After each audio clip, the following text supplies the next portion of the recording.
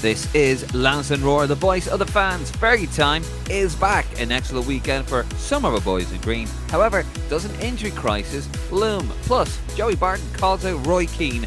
It's Lansdowne Roar. Hello and welcome to another episode of Lansdowne Roar. David Dunn here, joined by Mark Prendergast and, of course, Connor McAvoy. And before we get started here, folks, just want to go through some of our partners here that do support the show. We want you guys to support them as well. No money has changed hands, by the way, just in case the YouTube police are coming after me. But yeah, we just want to give a special mention to the London Irish Centre. They're a fantastic charity and great partners. They do great work. And the Clattering, of course, in Hendon. If you're visiting, do give those guys a shout. And if you want to support the page, head over to Ko-fi. Buy us a Ko-fi or coffee on the QR code there. Every little helps. I could get sued by Sainsbury's for saying that. But anyway, and of course, speaking of that, if you could scan the QR code down the bottom right-hand side and subscribe to the YouTube channel. And if you could subscribe to our Facebook, our Instagram, and our Twitter account. And if you want opinion, head over to lansdowneroar.ie, lansdowneroar.ie. And if you haven't already, please like the video. It does really help. And Connor, of course, if you head over to Twitter and go to Rep Tracker over on Twitter and you want to find out what's going on with the current boys in green and the future boys and girls in green, head over to Rep Tracker. He is doing God's work over there. Chaps, we are back. Oh, apologies for the last episode, folks. My had a microphone malfunction. I don't know what you're talking for, Connor, because I can't hear when the microphone malfunctions, and you two deaf. We're still very early into the episode. I don't want to get done by the YouTube. I'm not even laughing at you for your microphone. Mine's for the Jason Knight wasn't involved after getting 2 assists. Well, hopefully no issues where our boys in green this week. Connor, I'm sure will correct me on that one. But yeah, so hopefully no errors. Touch. Well, I mean, the backdrop and everything fell apart. It was just one of those days, lads, wasn't it? Where I probably should have just gone to bed. And actually, speaking of going to bed, I don't know what sort of segue that is. Don't forget, on the 15th of November, of course, the weekend of England against Ireland at Wembley, Lansdowne Roar will be there. We're having basically a festival of football for you. On the 15th, head over to the Irish Centre in Camden. Of course, they are great partners of the show and they do great work. And you can head over. We've got Ian Hart, we've got Alan Kelly, and we have Clinton Morrison. That is on Friday, the 15th November. Tickets will be available in the link below. And look, it's for charity, and it is for charity, and they do great work for Irish people that basically are struggling over here in London. And I was lucky. I came over. I had family, but not everyone is that lucky. If you can't make the show, buy a ticket. The money will go to the London Irish Centre. They are a charity. We're doing this for charity. The tickets, the link for those tickets will be in the link below. Right, that is enough self-promotion. Of course, we will have more details on that towards the back end of this particular program. Martin, how are you doing? I suppose I've spoken enough for the first bit. I'm good, Dave. Thanks. Look, what a lovely shirt you're wearing. It's a very nice shirt, Dave. This is our Wrist London 40th anniversary merchandise. We've had a little kind of deal with O'Neill's little club hub we had set up. So yeah, that's quite nice. That all arrived this week. So I've been sorting out that. Looking forward to the Irish game tomorrow. The women's team are in action. Obviously, the second leg against Georgia and Tala. I think that's just been announced as selling out as well. So brilliant for the women that game's taking place. And yeah, it'd be all the build up now for this England game. And I know we're going to chat about the boys in green, how they got on obviously over the weekend, and obviously the injury crisis that we may be facing. Yeah, don't give it away, Martin. Don't And Connor as well. We also got underage team in action as well. We do. The under 17s a very, very talented squad. Start their qualifying tomorrow in Belfast. Well, actually, kind of just outside Belfast at Inver Park in Lauren, where they play Lithuania. They play Lithuania, and then they play Northern Ireland, and then they play Scotland this week. So top two would qualify them for the elite stage which they would hope to top the group. It's a very talented group of players, and yeah, it's great buzz around the League of Ireland at the moment after the two games. We have two huge games this week with Shells and Rovers, the two teams left in the title race, and obviously Rovers beating a battering Lauren last Thursday in the Conference League was a big boost for the League of Ireland, which leaves them in a very good position for getting out of the group. TNS from Wales up next at home, where before the group stage had started, 7 points was predicted to qualify you for the knockout round, and they would be on 7 with 3 games left. So they would leave themselves in a brilliant position if they can get a win. You'd expect them to get, but as we know in Europe, it's winners don't come by easy. TNS, the new Saints used to be TNS in the Total Network Solutions. Remember that was the old joke. They'd be dancing in the streets of TNS or Total Network Solutions. I remember actually going to a game in Tulka Park. Sorry, not Tulka Park, Dennymill Park, and Bows were playing TNS, and they lost. They got knocked out by TNS. So you don't know. That's going back a fair while now. And I remember then Pats were playing them, and you had like inflatable sheep slagging off Bows, but knocked out. God, it's great. A fantastic week for the League of Ireland. Of course, it goes right to the wire. Shells and Shamrock Rovers. Basically, Shells just have to win their game, don't they? Yeah, but they've Derry away, so it's not a straightforward win. But the only thing is Derry are guaranteed top 4. Well, they could still finish ahead of Pats, but you'd expect Pats to win this week. Sligo away, who are playing for nothing. So Shells, if they beat Derry, they're champions. But if they drop points and Shamrock Rovers beat Waterford, it's a 5 in a row for Shamrock Rovers.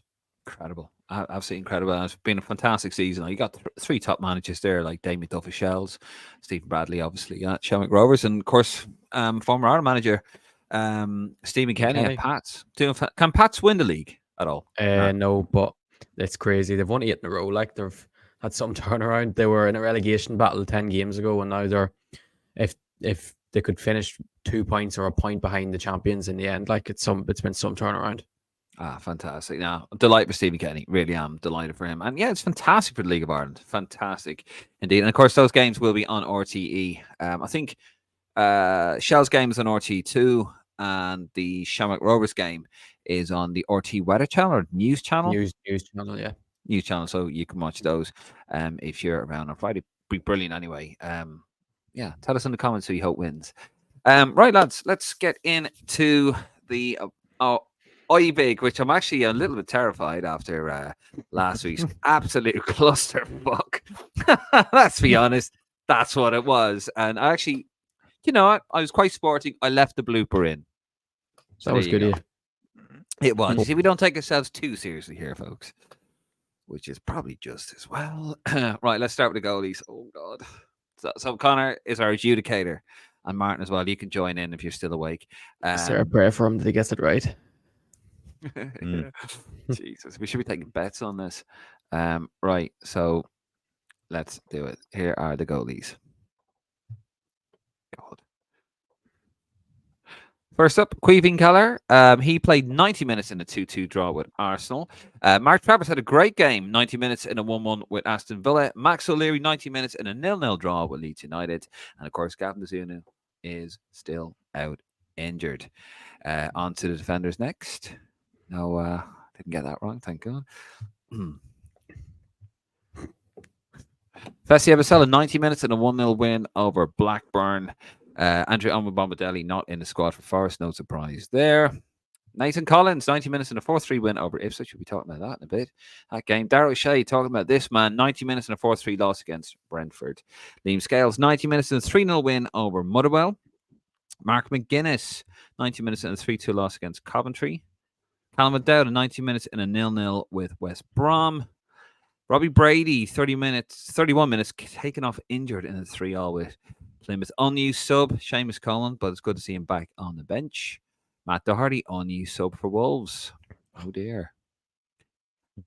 Jake O'Brien, also an unused sub for Everton in a 0-0 draw. Shane Duffy, 90 minutes in a 3-3 draw with Middlesbrough for Norwich. Ryan Manning played 77 minutes in a 1-0 loss against City. Played quite well, actually. Jimmy Dunn, 90 minutes in a 0-0 with Burnley. And last but not least, John Egan, an unused sub for Burnley. So just a little bit about the defenders there. Was that all right for you, Connor? Yeah. That was all. That was all good. That was all good. There we go. See what the Actually, wait. just want to point out for you is that I know people have been saying about Jimmy Dunn playing at right back for Ireland, an option there. He's been back playing at centre half for QPR over the last month or so, which is, I think, would kind of rule him out of the Ireland picture altogether again, because I don't think, unfortunately, he's at the level of a centre half. So he's right back. He was absolutely brilliant. We're calling him the Irish Cafu at Loftus Road, and they were loving him.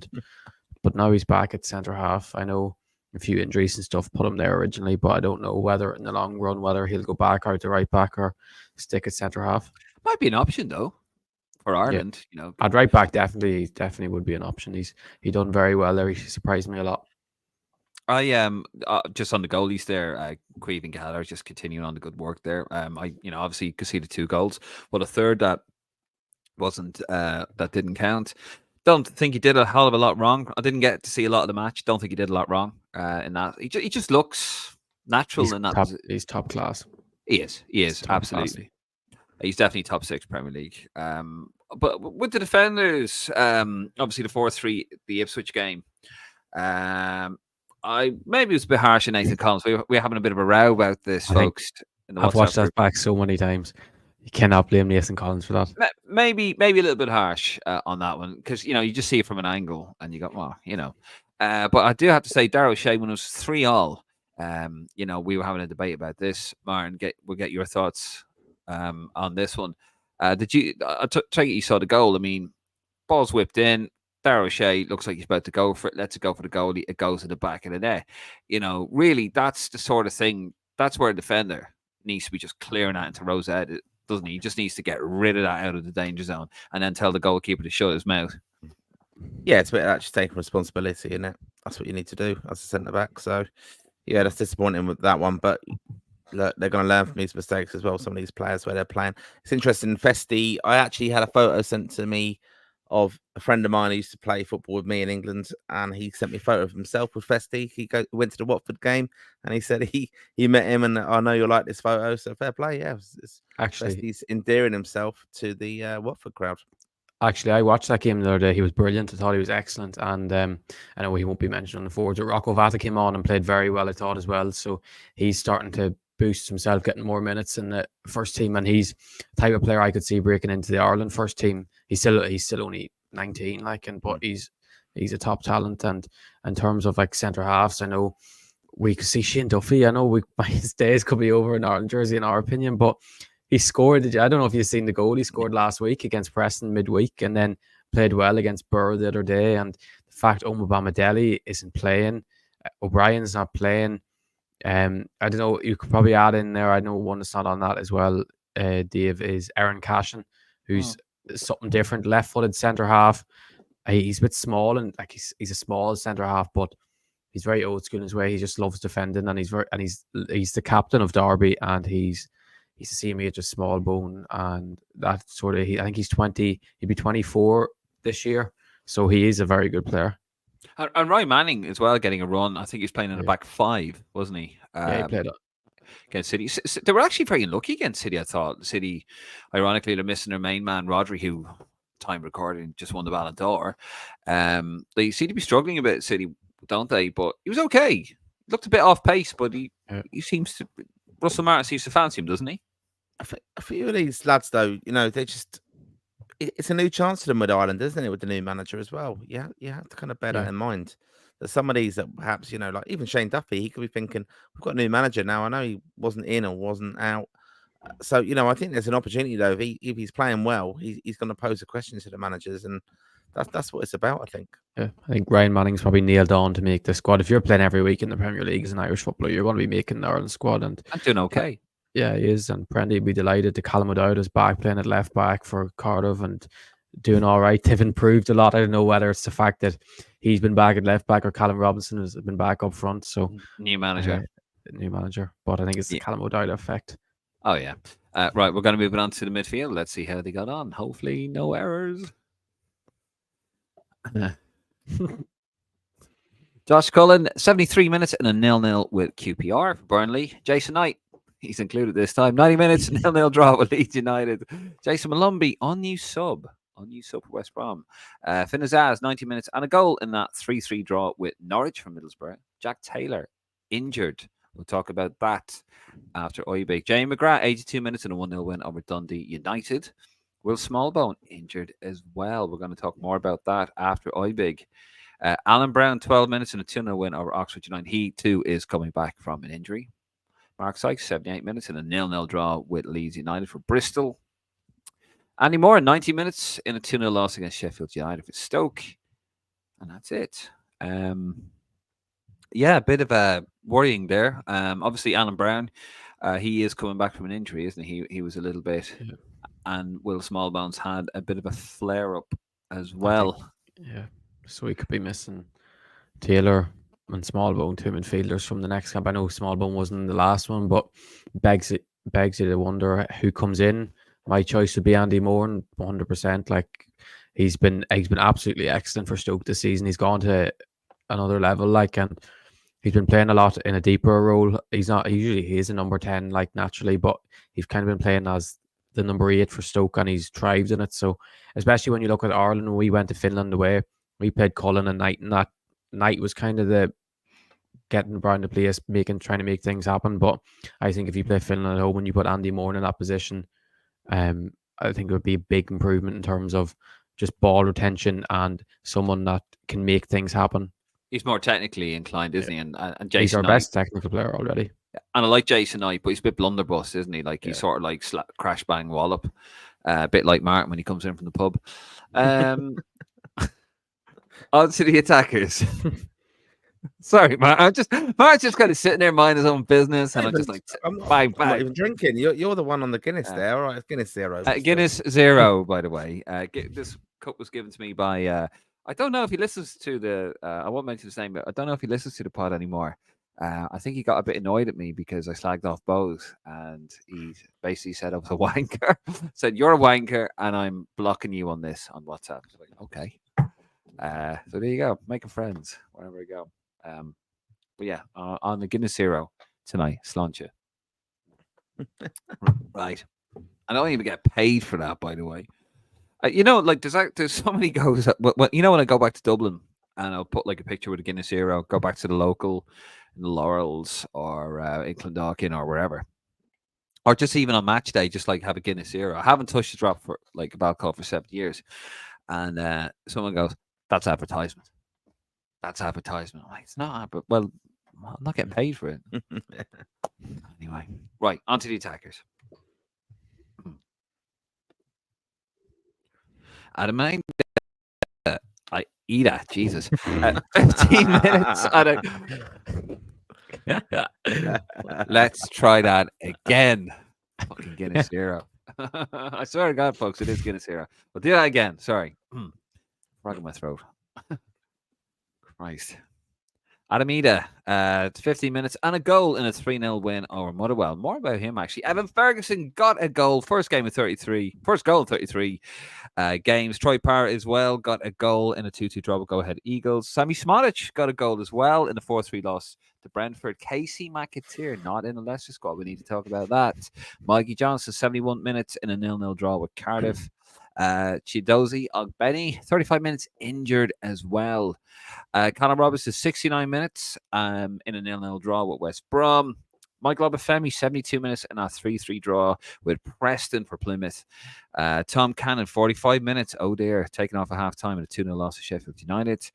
Aaron Conley, 12 minutes in a 2-0 win over Oxford United. Getting back. And Sinclair Armstrong, 31 minutes in a 0-0 draw with Leeds United. The thing I just want to bring up about Adam Ida, Ida. How do you say? Is it Ida or Ida? It's Ida. It's Ida. Okay. But John Hartson was having a pop at him, wasn't he? Because he paid £9 million for him, and he says, "Well, you know, I don't think it was really worth it." But he's got 5 goals this season, hasn't he? Yeah.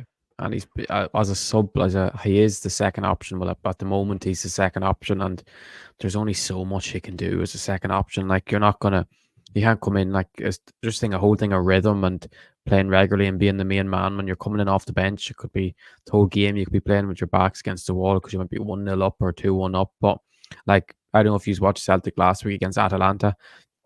He's a lot of balls. Every time the ball came into his chest, first touch, lovely, some lovely flicks, but when he had to make run a couple of yards to get to the ball, he didn't seem too fond of making that extra bit of movement. But I was impressed in terms of his hold up play, in terms of his link up play. But there's only so much you can do at Celtic when Kyogo's the main man, and especially when I would say when you're dominating possession every week, it doesn't suit Ida's biggest assets. What I think is his hold up play and his link up play for his size.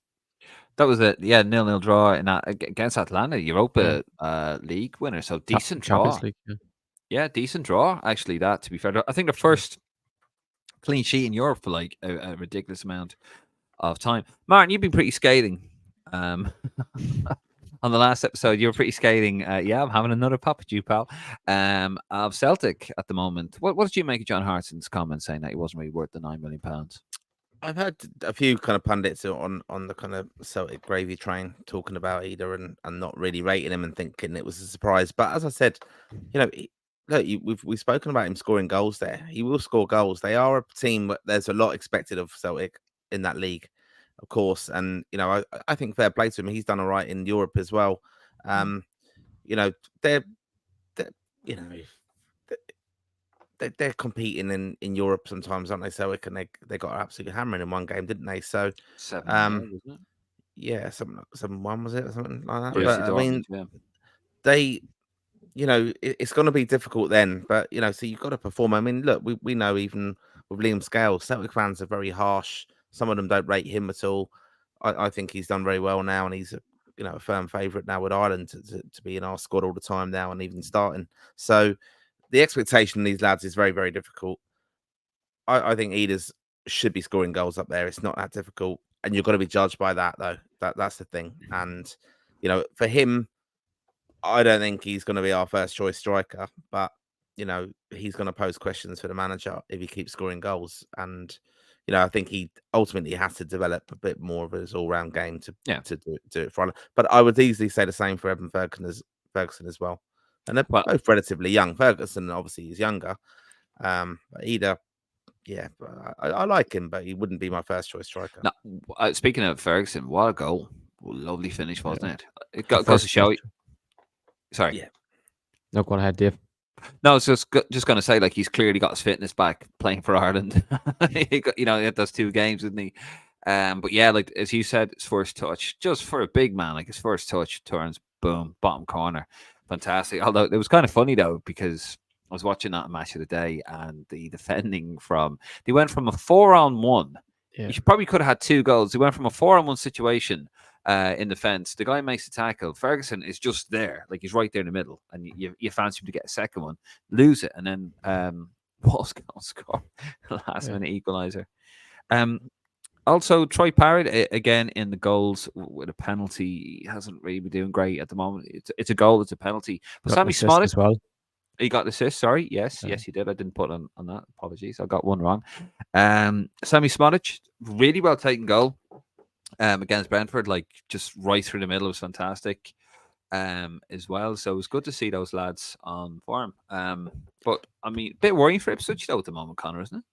Yeah, it is. They're very, like, I thought they'd do a lot better than what I still think they will turn it around a lot. I still think they'll be, of the promoted sides, I still think they'll be the most likely to stay up because they have a decent squad of players and they have a good manager. And like when you watch them the other day, they are clinical going forward. Actually, Sammy should have scored a second. I don't know if you've seen that. He, yes, can't remember what Brantford player he snuck it off him, brilliant pressing from the front, and then 1-on-1 with the keeper and hit it straight at him. Like, but yeah, I still think Ipswich can do good things in the league, but I still think they need a new goalkeeper if they want to. I think they should probably go to Bournemouth in January and ask Bournemouth how much do you want from Mark Travers. I'd say, actually, I never mentioned that. We didn't mention that in the goalies. My bad. Mark Travers, Martin. What a performance for him. Kept Bournemouth in it. They got a cheeky 1-1 draw at Villa Park. He was fantastic, wasn't he? Yeah, I like him as well, but I mean, it's just unfortunate for him, isn't it, that he's obviously coming in behind Kelleher, and obviously hadn't had much of a chance with Bazunu there as well. So we're just blessing good goalkeepers, and I think Kelleher will be the number 1 now. Obviously, yeah, he's there now, and he's got it. And I don't know if Heimer will kind of experiment with the goalkeepers, like giving them a opportunity. It's probably a question to ask in a sense, isn't it? Like, where are you going to get a cap? Years ago we used to kind of, it was often, wasn't it? Goalkeepers was changed at half time and things like that. We don't seem to be doing that now. Yeah, you can't do it now, really. No, because they're all competitive games, aren't they? Yeah, which is frustrating because we could do it a few. But we're very blessed. If you think about it, it's not so long ago, is it? That we had, remember Kieran O'Hara was at Man United. Yeah, and he just fell off the face of the earth, didn't he? Really? he's at and he's in Scotland now. Yeah, it's just crazy, isn't it? But like, he was in an Ireland squad, so it just shows you the strength and depth we've got. Goalkeepers, not a position we have to be really worried about. But just back to the strikers, there, we had strikers for years that we were struggling to get, even game time. Now they're playing, they're scoring goals at a high level, and I think just back to technically, the kind of performance of these players. Evans' goal technically is absolutely brilliant. And that just shows you he is at the level, but it's just getting that consistency for that. It is so important, and it's going to pose questions for the management. Well, if you're in the headlines, aren't you? And we knew he'd be in there, but even Sinclair Armstrong, if he gets a couple of goals, it's a question, isn't it? And Obafemi needs a goal now. Like Callum Robinson, if he gets a couple of goals, he's in contention for the squad again. So because you've got to be in form. Yeah, I mean, well, speaking of questions for the manager, injury crisis looms, chaps. Here it is. Connor, I'm nicking this from your page here. Disgraceful. I know, right? Rep of Ireland. Copyright. Where is my? Are you paying me for that? The fact that I allow you on my podcast, Connor, is payment enough. The fact that I let you sit next to me at a match, you should be paying me for that, right? So just go easy on that. Yeah. So big flashlight, huge injury news, an exclamation mark, and a little Ireland flag. God, you're very dramatic. So we've got 4 players out injured. We got Chidozie Ogbeni has torn his Achilles and will be out for at least 6 months. I think we have an update on that. Jack Taylor has a hamstring tear and will miss the upcoming international break. That's the one for me, actually, that I really want to see this guy start, because I thought he was excellent against Greece. Will Smallbone, cousin Will, is struggling with a hamstring issue and is out for a little bit of time. That's a quote from the manager, I believe. And Robbie Brady went off injured for Preston, and yet to get confirmation what the injury is. I think actually, sorry, the Robbie Brady one, Connor, that's the one we have an update on, I believe. Yeah, we don't have an update. Martin, I think you had it earlier. Is it ankle ligament damage Robbie Brady has? Is it? Yeah, I think so. That's I sent it into the group, and that was from the press conference from from Preston, obviously today. I'm just trying to find the little message. Yeah, Robbie's got ligament damage in his ankle, so it's going to be weeks. We're going to be without him for a little while, which is disappointing. And it's disappointing for Ireland, obviously, as well, because this game as well, England coming up, and I know look, Finland's very important, of course, but these games, we're on the back of a win at last. We fancy our chances against Finland. They'll all want to be playing at Wembley as well and testing themselves against the European Championship runner-up England. Being a bit bitchy there, Dave. You like that? But not winners anyway. Yeah. So yeah, it's disappointing. And for all the talk about, I know you're massive Festi fans, the two of you, and I love Festi as well. I think he will be a future player for us, but I think Chidozie's very important for us. He's not been in brilliant form, but I think his pace and his energy brings a lot to us. That's a massive loss for us because he would have started at Wembley. Yeah, but he's been terrible for us though lately. Kind of, I think he's part of the game plan though. And when we don't have the ball, that kind of setup that we have is that counter-attacking thing. That's. I'll tell you what. I tell you what, lads. Send for the man. I'm telling you now. There he is. There he is. Get Doherty back in. God. Do you reckon he will be back in the squad now? No, I don't. Seamus Coleman will come in, I think. And that's none of them, thankfully, none of them are right backs. I know Robbie Brady's a left back, but could he come in? But could he come in as a makeshift left back? Ryan Manning, I would expect, would come in there, or you could have the likes of Will Ferry, who's doing excellently with Dundee United. I know he's playing as a wing back in Scotland, but we could easily go to England and play a 5 at the back there and put him at wing back. Obviously, I don't think he'll make the squad, but I still think he's a better option on the left these days than Matt Doherty. And also on Ogbene, it hasn't actually been confirmed yet whether it's Achilles. I read another quote earlier that it was Kieran McKenna said that it's expected that's an Achilles there, and that's he'd expect him to be out for 6 months, but it's not confirmed. If I'd imagine that's what it will be, but it wasn't confirmed yet. Well, it's an awful injury for him though as well. Like, someone who's so reliant on pace, and if he loses that kind of yard coming back as well, that's going to be really, really important for him. He tore his ACL before, hasn't he? Yeah. So it's that is his game. Might hear well. But not wishing to sound terrible, but that is Chidozi's game, isn't it? Pace, like he bombs down that wing, he's fearless, and that's the thing. Like he's kind of lost that fearlessness. Like I think maybe playing in a team like Ipswich, you're playing, you're kind of fodder for a lot of sides. Confidence is low. I've said this about O'Dowda as well. I think it's O'Dowda, kind of O'Dowda thing as well. Bring it on. When you play your, like I think it's. Some of these coaches sometimes when they're playing against teams that don't have the ball a lot, you've got to play in the structure of the system, and that stops you being naturally the player that you were that brought everyone's attention to you. So O'Dowda, I think he kind of went back on himself, Dave. We had that big debate, didn't we, in one of the games where we were talking about, and we could see in front of us, was never going forward, never taking anyone on in the 1v1 anymore. Chidozie as well, sometimes maybe with Ipswich, that's not happening with him, just the structure and what you're actually doing your job for the team. But look, I think he's a big outlet for us with his pace, and I think he will be a loss, but we'll cope with it, of course. Go on, kind of disagree. That's here, kind of shoot him down. I don't think you can say his lack of confidence comes from Ipswich, because if you look last season, he was at Luton, and how good was he at Luton last season when it was just counter-attack and it was playing to his strengths. Ipswich try to keep the ball a bit better now, but it still is counter-attack and playing to his strengths, and it's just that maybe he's been carrying an injury, maybe that's where it's led to a weakness that's caused his Achilles to go on him. Maybe there's something we don't know about that has just caused him to lose his confidence, or I don't know. It's just, as all players go through bad patches, especially when you can tell he's such a confidence player in that as well, because if he loses a tiny bit of confidence to take men on and just hit it and go past them, he loses so much to his game. Like, he loses pretty much everything to his game. So I don't think it's anything to do with the system he's playing in. I just think it's probably either he was carrying an injury at the moment, or just a slight mental block, but I think he's the type of fella would easily get over that sort of thing. Okay, that's a fair point. Right, lads, we're going to move it on. That's the ancient crisis anyway, and of course more news on the next episode. And of course the squad will be announced on the 7th of November. We will have a reaction to that, to see if Matt. Here, very quick question, lads, and then we'll move it on to the last part. Right, we've said it on the last one. Martin, you explicitly said on the last one that Matt Doherty should be nowhere in the next squad. Agreed. We're all in agreement with that. But he's turned around and basically said, I will be in the next one. Notwithstanding an injury, like what happens if he isn't? Does Doherty retire?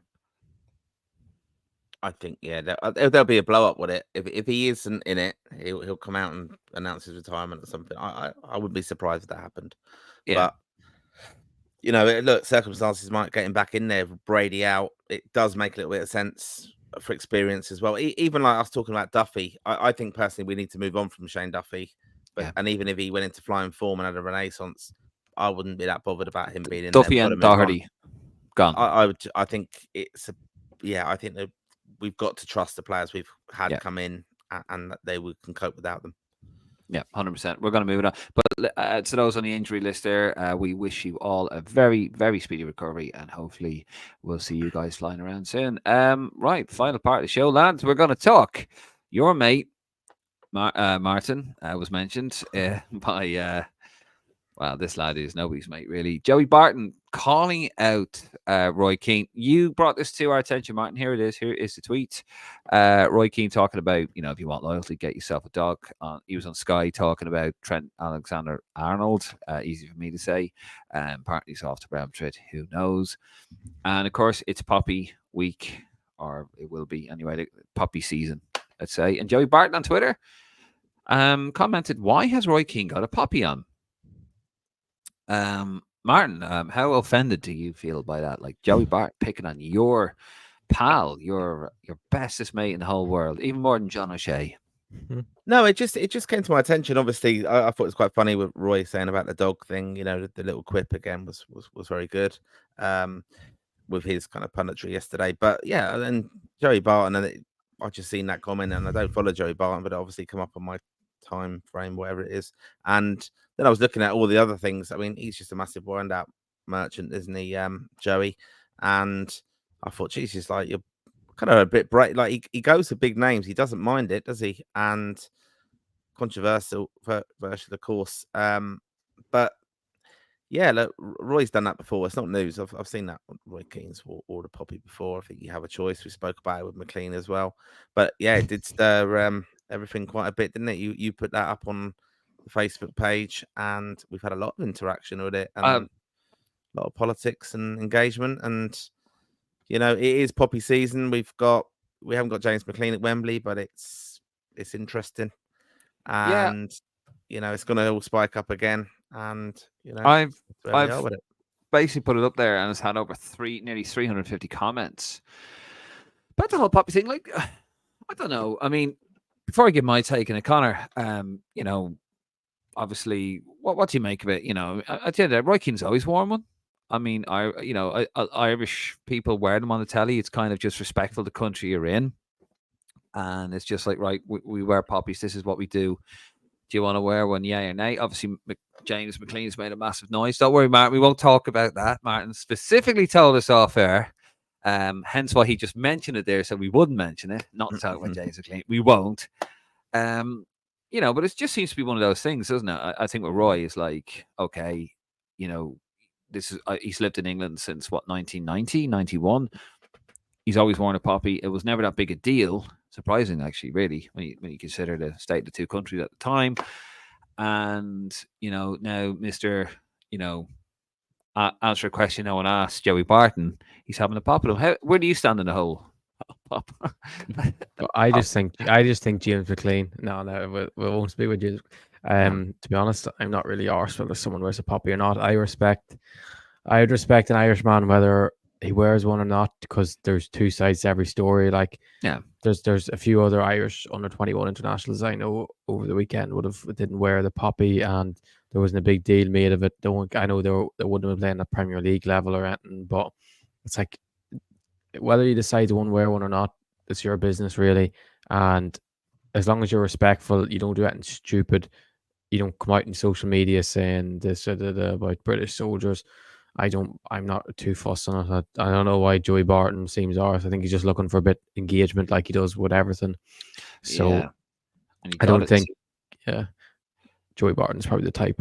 I know he goes on about, he's always on about the England manager, this, that, but then I'd say he's, at the same time, he'll try to disassociate himself with the monarchy as much as possible. So I just try to ignore him. Just looking here, Joseph McNally, all about the British pound, a true turncoat from an Irish person. No respect for him as a pundit. On your mate, Martin. Oh dear. Yeah, I know someone else goes, come on, Joey, I'm with you on quite a bit of stuff, but that's a ridiculous question. And then there's a few other, people saying I'm a proud Irishman, blah blah blah blah blah blah. Go on, Yeah, Martin. look, it's worth looking at your page, Dave. Reading all those comments, because it is such a divisive subject, and I think I've said it on here before as well. I think you have the right to wear it if you want to remember it however you want to remember and honor that war or the people who gave their lives in that war. And there is two sides to it, of course, and that's the thing. And I think it's what you personally believe, and people wear all sorts of badges on TV and what they mean, and probably sometimes don't even give a bit of thought to it. But I think it does, the England Ireland debate. Then it kind of does go into that because, and I think we have to be conscious of it. Look, I was born in London. No, was were you? Irish, of course, but no, like I think we have to kind of be a bit just more probably self-conscious and aware of even some of the players who play for us now, and I've said it in the past as well, lads who've made careers in England are still living here, working still in England. Their kids are being brought up in England. They will be dual nationality. They won't understand when they don't have an idea about the political issues in the past, the kind of situation, obviously, and they won't get that, and it's probably not important in their lives. So it's not that we forget that, but I don't think everyone gets the anti-English sentiment when some of the Irish lads who we would actually consider legends of Irish football are raising their children in England now with English accents. They can play for both teams. We've seen that with like the likes of Delap. So people are going to consider themselves dual nationalities. We've got players in our, Callum O'Dowd's sister represented Great Britain in the Olympics. That's just the kind of Typical the situation. That's Mark just the Kinsley's daughter. situation, though. Well, Mark Kinsley's exactly. Yeah, daughter. yeah. from So GB, we yeah. have that, and people should get used to that. And it hasn't got to be so vitriolic against anti-English feeling. No. Look, we'll take the piss with the best of them when England get carried away and they think they're going to win everything, and we love when they fail. That's what it's Dave about. doesn't. You don't have to have the no, but you don't have to have the big build up to this England Ireland game of fuck, I hate England and I hate them. Like the players don't feel. I honestly don't think they all feel like that. They don't, and it must be horrible as well for their families, even hearing that kind of perspective and sentiment Yeah, no. Look, about them when they're thinking my kid's speaking with an English accent here, my dad's playing for Ireland. That's got to be weird, hasn't it? Yeah, look, I mean, from my own point of view, I come from a very military family. I've cousins and uncles. My You dad love was in war, the. though, don't you? You love war. I can't get enough of it. No, no.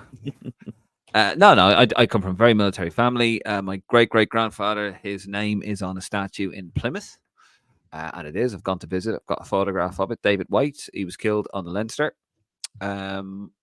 which was torpedoed by German U-boat 123. 1 month before World War I ended. It was on the 11th of October, 1918, in Kingstown, as we know now as Dunleary, mile out. It was the largest loss of life in the Irish Sea ever, and that never gets mentioned because of the frailties between the two countries at the time, 1918, 2 years obviously after the Easter Rising. So I've got him. My grandfather was in British Army. He's from Cork. He met his wife over here in London. It's one of those. I don't look at the whole anti-British thing. I said I come from a very military family, Irish Army, British Army, you name it, UN troops, all that kind of stuff. I was never in the military myself, clearly, but I don't get the whole anti-British vitriol to it. I do understand, obviously, the person we shall name, Martin. I can understand his case to a point. Yeah. But then when it goes, the whole pantomime and the whole social media thing, and it got a bit weird there. So yeah, it's a tricky one. But I think with Roy Keane, to be fair to him, I think it's just something he's always done. I think he doesn't. I think we live in a world now where everybody weaponizes everything. Yeah. You pick your nose a certain way, you look a certain way as somebody. Oh well, he's just, in my opinion, it's like it's just something he's always done, and he doesn't really care. Like, yeah, Grant. He's probably go on. Do you want to pop you on, right? Yeah, no problem. Because you could reverse this question. Like, if Roy didn't wear it, then everyone's going, "Oh, brilliant!" Like, you'd have loads of people going, "It's a disgrace he's not worn it," because everyone else is. Or you'd have, "Oh, fair play, Roy. You've stuck up him," kind of thing, and all this kind of thing. You see that with like how Cillian Murphy's, how he's engaged with the royal family in the past. Have you ever seen some of the footage with him and how he does the Ronan O'Gara did it as well, where they stood him at the Royals and they had their hands in their pockets. Have you seen that clip? It's quite interesting. It was a way of being kind of just disrespectful in front of royalty. That was a thing that was done years and years ago. So you've seen that's gone kind of viral and things like that. And look, everyone's going to have be a side of it, aren't they? And I don't think he's actually put too much thought into it. No. Like Roy Keane's not going to sleep tonight worrying about that at all. He's But Joey Barton to call him out is just a fucking clown anyway, isn't he, to be honest? Do you know what's funny though? It's like you're seeing it, but you're now starting to see it on Facebook a lot. For some reason, I'm getting Rangers stuff on Facebook and I'm getting Celtic stuff, and it's like, good on, you have one side saying good on Neil Lennon, he's not wearing the poppy, and then you have another one saying good on, good on Brendan Rodgers. He's wearing the poppy. True respect. Like this was never a thing. Yeah. This was never a thing. Like years Social media, ago. though. So Social yeah, media has changed everything, it's just like especially And Jesus. Facebook.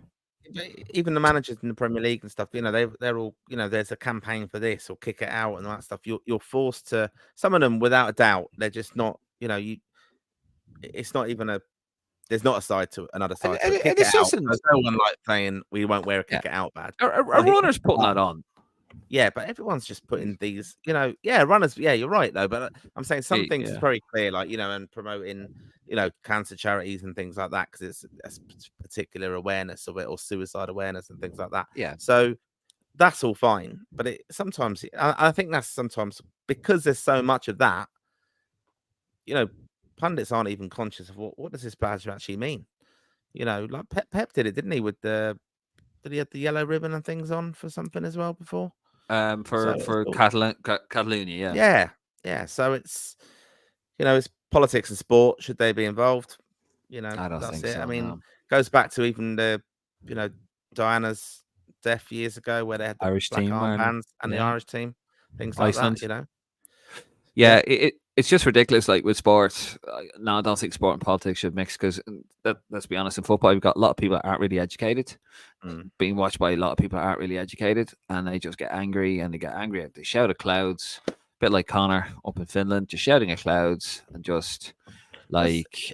It is funny. I saw a clip today, like on Twitter and stuff, and it was like these two adults. I don't know what game it was even at, but they were just going mental at the away end, and it was because, and they went, "You will not believe what these two lads are going off the head about." And when you pan the camera around, it was a kid standing there going like 1-0, and these two adults are going ape shit, like as if he was inciting them to behave like that. And I just think, I used to see it all the time when he used to work in football, and you see them like, and you see an adult going like that, and you pointing. Oh, gotta get you. Yeah, I was like, fucking. Yeah. Anyway, but thank God we have football. That's the idea of it. Like that is a safe environment for people to go nuts, rant away, rather than going home at the end of the day and kicking the shit out of the cat. Unless the West Ham player. But that's the thing. You do have to. People need that release, and I just think, God, imagine if he didn't have that. Yeah, I'd like to be a fly on the wall with Roy. But Roy, I would hope he I isn't. bet you would. But I'd love to see. Like, it's a shame Roy's not, able to get a point across back at Joey on that. He wouldn't have seen this. He wouldn't even know Joey Barton's tweeted this. No, exactly. He wouldn't give a shit. He's proper offended, Connor, isn't he? Like he's like, he's having a go at my Roy. Look at you. Yeah, You take a bullet for that man, wouldn't you? You fucking would. You would. Roy Keane fan I ever. love Roy. Could you? Do you imagine? Roy, and I love Mick. Do you know what we should do? We should probably write. We should write into like. I was gotta say, there's only a TV show that you can write into. What would I wish? Please, can I meet? Can you fix it for me? We can't go down that route. No, I was actually. Do I was actually thinking that, and then I was like, "Shit, what am I saying?" God, no. Imagine his little face, could you, Connor? Like if Roy Keane came out to meet him, he'd wet himself. Oh, Mr. Keane, I love you, Roy. And you probably start humping his leg. Anyway, this has gone weird. It's gone on long enough. We're gonna leave it there, folks. Thank you very much. Actually, no. Before we go, we're going to mention it one more time. We mentioned it at the top of the podcast. We're going to mention it at the end. If you are coming to the Ireland game in London, which is on the 17th of November, on the 15th of November, we have basically a fantastic evening, a fantastic weekend, actually, lined up for you guys. But it starts on the 15th, on the Friday. We have Ian Hart, Alan Kelly, and Clinton Morrison. We got some live music for you as well. That is in the Irish Centre in Camden. That's on a Friday night. It's on the Northern Line. Camden Town. It's about a 15-minute walk. Get City Mapper or get Google Maps or whatever and head to the Irish Centre in Camden. If you can't make it, the Irish Centre are a charity. If you get one of those tickets, that money and you can't make it, get one of those tickets. The money will go to the centre to do fantastic work for Irish people down on a look in London. They do great work, and this is a charity event. So that is in the Irish Centre in London. And then, of course, Martin, on the Saturday, we have Mr. Hart as well. Yeah, we've got Kick On Era taking place during the day at the Cladder Ring in North London. And Ian Hart is going to be in attendance at that in the afternoon, where we've got some live music with some brilliant bands there. Catalpa Road from Dublin. It's going to be an absolutely brilliant night there. And that should be the place that all Irish fans are coming to for the weekend, basically. There'll be food there available, great musical entertainment, and yeah, lots of fans chilling out, looking forward to the game. We'll be previewing the game with Ian Hart. We'll be doing that on the Friday as well with Alan Kelly, Clinton Morrison, and Ian Hart at the Irish Centre. But yeah, we'll have merchandise available, lots of kind of special deals. £5 a Guinness in the Cladder Ring, which is decent for London, and that includes the Guinness Zero, Dave. So you'll be happy with that. Buy Dave a pint, buy me a pint of the proper stuff, and Connor, of course. But yeah, look, it's a brilliant Buy him a venue. lemonade. He's not old enough yet. Yeah, welcoming all Irish fans there for that. And yeah, we'll have a great night in advance of the game. And then match day on the Sunday, open at 10 o'clock for the breakfast. They've got amazing food there in the Cladder Ring. And again, we'll go with it. All the Irish fans meeting up. We'll have music before the game. Off to the game then. People are a little bit concerned about, it seems miles away from Wembley. It's not. It's a shared Uber away, or there's transport, there's buses that go up to Wembley from there. It is a bit awkward on trains and things like that because you're going back into London to come back out, but that's not how we're going to be travelling. I think they're even looking at putting coaches on from the Cladder Ring. So on our posters, on our social posts, we've got the details of the Cladder Ring. You can contact them direct if you're interested in getting coaches. But it will be the place to go, without a doubt. And win or lose or draw, we'll be back there afterwards. We've got Narmac on the booze. And yeah, win or lose on the booze. Back in the pub after the game for those who are still staying for the Sunday night. We will have some special guests on the Sunday. We're just not letting anybody know who they are yet. But it'll be absolutely brilliant. And Roy Keane and Joey Barton in the car park. And no, it'll be an absolutely brilliant weekend. And I can't recommend the place enough. And yeah, it's going to be brilliant. Host. It'll be great. So, and you get to meet Dave, you get to meet Connor, and you get to meet me. Yeah, sorry about that. No, it'll be a fantastic weekend. Starting on the 15th, Irish Centre in London.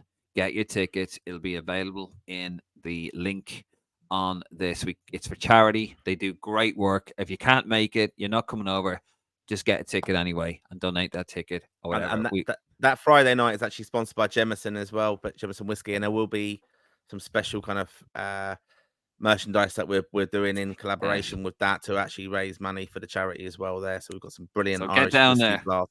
So do get it involved. Okay, we've kind of lost all our dignity on, on the last couple of minutes, Martin, haven't we? Yeah. Fucking hell.